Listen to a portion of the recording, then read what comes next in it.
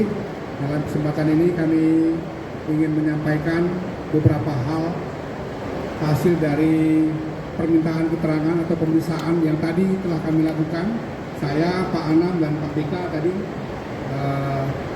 memeriksa saudara FS satu ruang khusus yang dihadiri oleh kami sendiri. Dalam permintaan keterangan atau pemeriksaan tersebut ada beberapa hal yang tadi kami dapatkan. Pertama adalah pengakuan saudara FS bahwa dia adalah aktor utama dari peristiwa ini. Itu yang pertama tadi disampaikan. Yang kedua, dia mengakui bahwa sejak awal dialah yang melakukan langkah-langkah untuk merekayasa, mengubah atau mendisinformasi beberapa hal, sehingga pada tahap-tahap awal misalnya yang terbangun konstruksi ceritanya, terus peristiwanya tembak-menembak, kan begitu. Tapi kemudian tadi diakuinya itu adalah hasil rancangan dia sendiri, dan dia mengakui bahwa dia bersalah dalam tindakannya yang rekayasa itu. Itu tadi kurang lebih juga disampaikan permohonan maaf pada semua pihak, termasuk kepada Komnas HAM, pada masyarakat Indonesia atas tindakannya yang kemudian juga tadi seperti kami sampaikan melakukan langkah-langkah rekayasa. Tapi sekali lagi dia pada akhirnya mengakui bahwa dialah yang paling bertanggung jawab terhadap semua peristiwa ini, dan dengan pengakuan yang seperti ini kita berharap nanti proses penyidikan dan selanjutnya sampai persidangan bisa menghasilkan satu keputusan peradilan yang seadil-adilnya, sebagaimana kami sampaikan sejak awal, yang merupakan fokus dari Komnas HAM dalam hal ini berlangsungnya satu proses hukum yang fair, sehingga semua pihak, terutama yang menjadi korban, bisa mendapatkan keadilan. Sekali lagi itu yang tadi kita dapatkan atas seluruh pengakuan yang sudah disampaikan pada kami bertiga tadi di ruang tertutup. Selanjutnya mungkin silahkan Pak Anam, Pak BK untuk menambahkan beberapa hal yang lebih detail.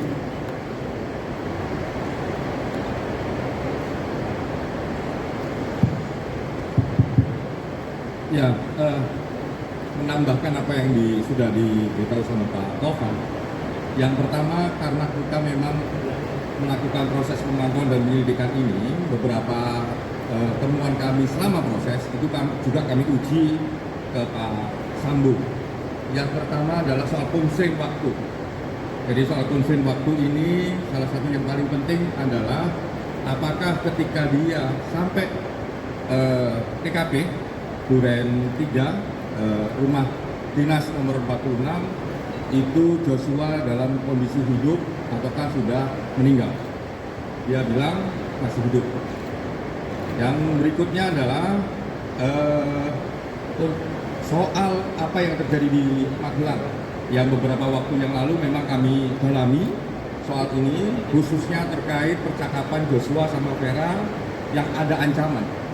Nah, tadi juga terkonfirmasi terkait apa dan peristiwa apa yang terjadi di Magelang. Memang ada sebuah peristiwa yang nanti akan kami rekomendasikan kepada penyidik, dan sepertinya penyidik sudah juga melakukan proses pendalaman.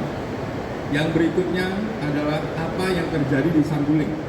Jadi kita punya waktu di Sambuling itu ada satu peristiwa yang kalau dalam rekaman video yang kami dapatkan, dalam rekaman raw material yang kami dapatkan lebih dari kurang lebih 1 jam gitu ya, yang itu yang kita juga tadi tanyakan apa yang terjadi dalam peristiwa itu.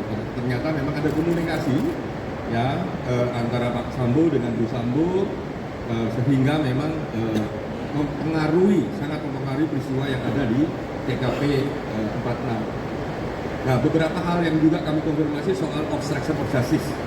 Jadi tadi yang sudah dibilang oleh Pak Tovan, obstruction of justice memang dia yang mengakui bahwa memang dialah yang menyusun cerita, dialah yang mencoba untuk membuat TKP sedemikian rupa sehingga semua orang juga susah untuk melakukan membuat terang peristiwanya karena memang ada kerusakan di TKP. Jadi ada obstruction of justice. Tadi kami juga tanya kenapa demikian. Nah itu dia jawab dan konfirmasi dan Pak Sambu bertanggung jawab. Kalau dalam konteks Komnas HAM, obstruction of justice itu satu terkait barang, yang kedua terkait cerita. Jadi apakah cerita itu betul atau tidak? Ternyata memang ceritanya tidak betul, gitu ya. Yang berikutnya adalah soal kesaksian dan sebagainya. Nah itu kita konfirmasi dan Pak Sambu mengakui bahwa dia yang menjadi orang yang bertanggung jawab untuk membuat cerita itu semua. Nah yang terakhir yang juga penting bagi Komnas HAM selama proses ini adalah komunikasi.